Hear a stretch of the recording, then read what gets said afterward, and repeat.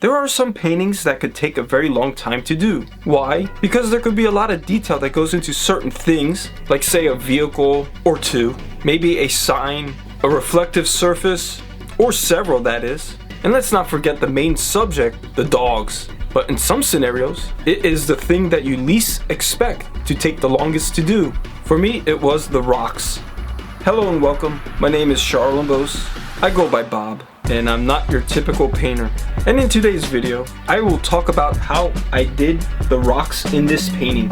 I mean, what can be more exciting than doing rocks? Maybe waiting for paint to dry on a wall. But seriously, you might end up doing a landscape in the near future where there could be possibly a gravel road or a path full of rocks and pebbles. And you might get discouraged from doing it because maybe you do not want to paint all the little minute detail. I could have just zoomed in on painting the dog right here, but I wanted to do a landscape painting where the dog happened to be there, and the painting tells a little bit of a story. Plus, depicting the landscape and how bright it is, it gives you a good idea of how hot of a day it is, and in some ways, a sense of abandonment. Let's take a look at the photo that I used, which is this one right here.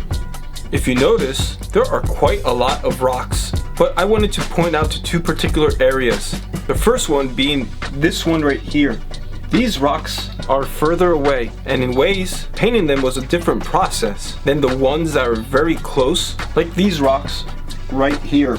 But in this video, the focus will be on the rocks that are closest to the viewer. And I'm not kidding when I say that at some point, I treated each rock and pebble like individual characters. Even though it's just part of the background, this gravel path plays a very important role in the actual painting. Can you guess what that is? Depth and distance. By having different levels of detail on the rocks in the back versus the rocks in the front, you could create the illusion of distance. It'll help create a 3D illusion on a 2D surface for the viewer. And I'm not talking about just scale, because obviously the rocks are going to look bigger up close. There's also contrast and the way you apply the paint with soft and hard edges, plus color. Anyhow, a lot of things go into pulling off that illusion of depth and distance. But painting the rocks on the ground will definitely play a very big role in that. Anyways, let's not waste any more time. Let's get to the demonstration, shall we? Before I even begin to paint the rocks in the front, there were plenty in the back. There was also a bus, truck, and even a dog, but it was very important to establish the background first. The way I depicted the rocks in the background was more of a pattern-like impression, and I made a separate video all about that, especially since they involved a totally different approach.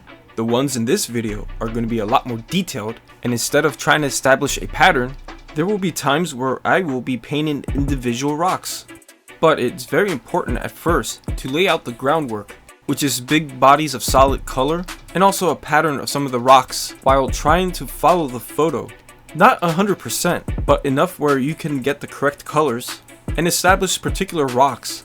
They will help by acting as guides or markers and help you not get lost. That is what I'm currently doing, particularly around the borderline where the shade meets the light. After laying those particular rocks, I used my fan brush to start laying out some pattern. Previously, I laid out a foundation of a light gray mixture and topped it with a neutral blue pattern, which was done randomly with several different brushes. And now you will notice the pattern I'm laying out is definitely on the brighter side. It is very helpful when you build the rocks that you go from mid-tones to slightly darker tones and also bright tones. But doing the mid-tones first is very helpful. I'm using a very bright tone right now, which is made of titanium white and cadmium orange to give an impression that there's rocks. I'm also trying to make sure that the pattern has different sizes. That is because there are various different sizes of rocks, ranging from little tiny pebbles to huge chunks. There's also dust particles too, but I won't try to paint them. Going back to brushes, I do not rely on a fan brush too much. I actually prefer rounds more, especially for the rocks that are going to be very close to the viewer. As I'm laying out patterns of dots and brush strokes that will represent rocks, I am going back and forth from painting the rocks that are in the shade as well as the light. I'm trying to integrate similar light colors, so it is a nice smooth transition, or should I say rocky. That is because the ground is uneven and some of the rocks stick out. That is why the line of the shadow is not exactly straight. Detailing particular rocks that stick out against the shade will help with the illusion of how rocky and uneven the gravel on the ground is. And to amplify the texture even more, I begin to apply some darks, very strategically though, particularly on some of the rocks I already painted. While doing this, I'm keeping in mind where the light source is. It is the sun that is blazing from the east, and I took this photo around 9 o'clock in the morning. That is why I applied the dark tones on the left side of the rocks and not really on the right. That is what I meant by strategically. Again, I'm using the photo as a reference, painting particular rocks here and there, but at the same time, inventing a few, or should I say a few hundred as I go, using the photo really to just mimic the pattern I see versus copying every rock or stone. There's another point of interest I want to point out, and that is underneath the bus. It is the darkest part of the whole painting in a way, but it is also a very crucial area too. That is to help depict how rocky the terrain is. Instead of painting bright rocks in front of the shade, I'm doing the reverse. Dark rocks in front of the light. Once again, instead of it being a straight line, it is very jagged. This will help reinforce the illusion of how rocky the gravel on the ground is. Anyhow, I am going to speed through this section. It is more of the same of laying out a pattern of colors, painting a few rocks that are referenced from the photo, and inventing a few too, but most importantly, applying lights and darks. That is because the lights and darks will help give the rocks definition, as well as reinforce the illusion of texture on the ground. Now, time to slow down and talk a little bit in detail of this next section. I continue to paint rocks and stones on the ground. I use a fan brush to build lots of clusters of rocks and round brushes for more specific ones. Since I'm working my way closer and closer to the viewer, I'm beginning to use thicker paint. For the rocks further in the distance, I did a lot of dry brushing, and it made sense why. The goal was to make them blurry. The soft blurry touch helps create an illusion of depth and distance, especially when compared to the rocks more up close. With that said, I dry brush a lot less in this section. I wanted the rocks to be sharper looking. That way, there would be a nice contrast with the ones further in the back. But that does not mean I did not dry brush at all. I just did it very gently, in particular areas that looked a bit rough. I also started to pay attention to other colors I saw, particularly orange. There were some neutral tones of orange on the side of the rocks that the sun didn't touch, but there was also some orange toned rocks and stones too. Anyways, let's speed through this section. I continued to build the rocks on the ground by either laying out patterns of dots that will represent rocks, or detailing a few and giving them a sense of shape and form with lights and darks. But there were not just a bunch of stones on the ground, there were also plants. Right now I do not go into detail.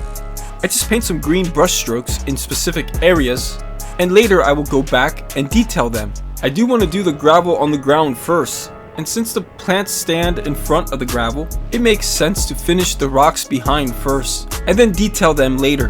But for right now, I just painted an impression of where the plants will be. Okay, let's slow down for a bit, and talk about a slightly different technique, or should I say approach to how I do the rocks right now.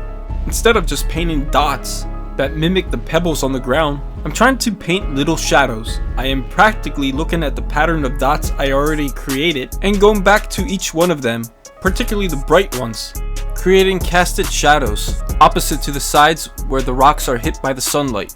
I'm not using very dark tones to do this, at least not for the tiny rocks, but different various tones of gray. In some ways, I'm painting a sea around each dot. Also, for some of the darker rocks, I'm painting bright highlights on them, but while I'm doing this, I'm keeping in mind where the sunlight is coming from. And lastly, another technique I'm doing is painting actually between the rocks, and then I would lightly dry brush to gently soften the rough edges of where the lights and darks meet. I did this mostly for the rocks that were on the tinier side, but not so much for the bigger ones. For those, I will go back into even more. It might seem tedious to go back into each rock, but if you think about it, I'm giving the little rocks a sense of volume. This is something that you will focus on more, especially for the rocks and stones that are the closest to the viewer. Now time to fast forward to the next section, especially since it's more of the same.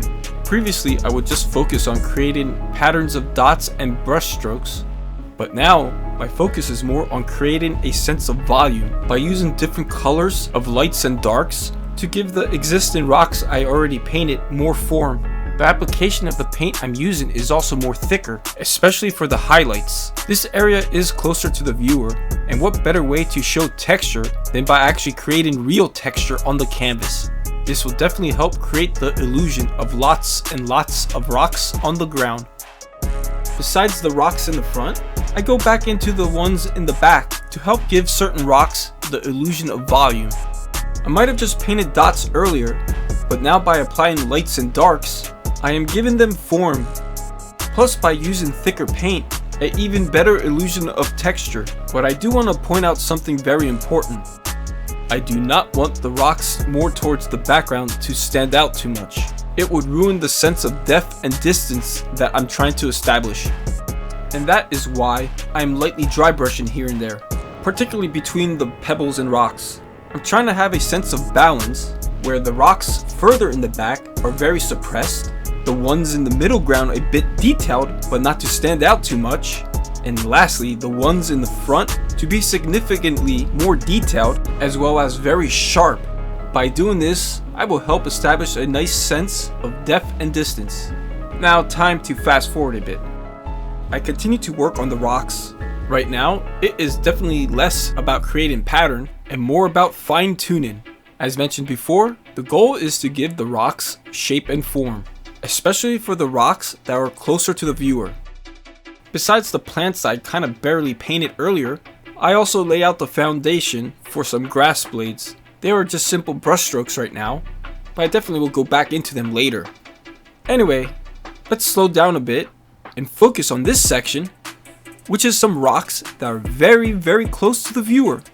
I already laid out a foundation of some lights and darks and midtones, but now it is time to go into detail.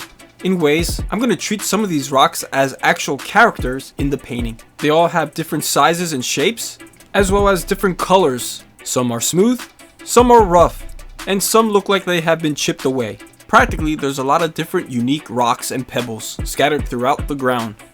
No, I do not follow the photo 100%. Once again, I'm using it only as a reference. I am definitely picking and choosing certain ones that I do like from the photo, but I'm not too focused on them being in the right spot or the exact size, and I probably created some that were not in the photo as well. The ground is also uneven, with a pile of little rocks clustered together, and besides just the rocks, there's a lot of dry grass. At the moment, I'm not worried about the grass, especially since it's in front of the rocks. I am more concerned about painting the rocks that are within the grass, small and large, but appears that it's mostly small ones though. Anyhow, I'm gonna fast forward again to the next section. If there's anything to know, I'm beginning to focus on each rock and giving them a higher level of detail compared to the ones in the distance. And because they are a lot closer, I'm using much thicker paint, giving the rocks that I'm painting a more physical presence to the viewer. Besides just focusing on shape and form as well as texture, I'm paying attention to the colors too, such as hints of pink, blue, and even orange. But the color I'm using the most to really make them stand out is actually titanium white, mixed with either cadmium yellow or cadmium orange, or a little bit of both. It is a sunny day, and I definitely want to make the rocks look like they're in the blazing sunlight. And to counter the extreme lights, I'm also reapplying more darks. The idea is to create more contrast for these rocks that are very close to the viewer. That way they stand out even more when compared to the ones more in the distance, creating the illusion of depth with not only just detail, but contrast as well. Speaking of contrast, I also go back into the rocks in the middle. It's always good to stand away from your painting and see if it's lacking anything. Morning sunlight definitely produces a lot of bright light, which translates into more contrast. I was definitely being more cautious early on about going too dark, but now that I have established the rocks that are very close to the viewer, the gravel in the middle ground was definitely lacking some darks. Besides giving this section a boost in contrast, I'm also trying to fine tune a few rocks here and there, which leads to the rocks up close once again. In order to finish this section, I start to scrutinize all the rocks and pebbles that I see on the ground. This is definitely one of the most important areas in my painting. Because they are so close to the viewer, I pay attention to quite a few of these rocks not only focusing on giving them more shape and form, but also a sense of texture. Some of the rocks are smooth, and others are jagged or have a rough surface. Plus, they come in different colors as well. As mentioned various times, I am not copying the photo 100%, but definitely using it as a guide. Some of the rocks I depict are definitely from the photo, but I pretty much made up a lot of them. The idea is to use the photo as a reference to give you an idea on how to depict the rocks. Now let's wrap up this demonstration and speed through to the end. I definitely want to add not to be discouraged if you make mistakes or some of the rocks do not turn out the way you want them to be. Remember, you could always paint over this section, and if you went too thick with paint, don't worry, you can always lightly sand and then paint over the area. I'm confident to say that I made lots of mistakes, but it is something that I expected to do, especially considering that I've never painted this many rocks and pebbles before in a painting. That's why I always feel that painting is always a constant form of correction, and that is all part of the experience. Learning from your mistakes, so the next time you paint something similar, you end up having a better idea on not only how to paint or depict the subject that you're going to be working on, but also on how to prepare for it. How that is? By learning from your mistakes and not giving up. If you made it to the end, thanks for watching. I truly appreciate it, and I hope you found this video helpful, especially since a concern of mine was that people would not care about painting rocks. Anyway, for more of my work, check out my Instagram. Not your typical painter, of course, or my Etsy shop, that is. Links are in the description. Anyways, I'm very close to wrapping up this painting, which I call The Forgotten Dogs. So stay tuned for more. Bye for now.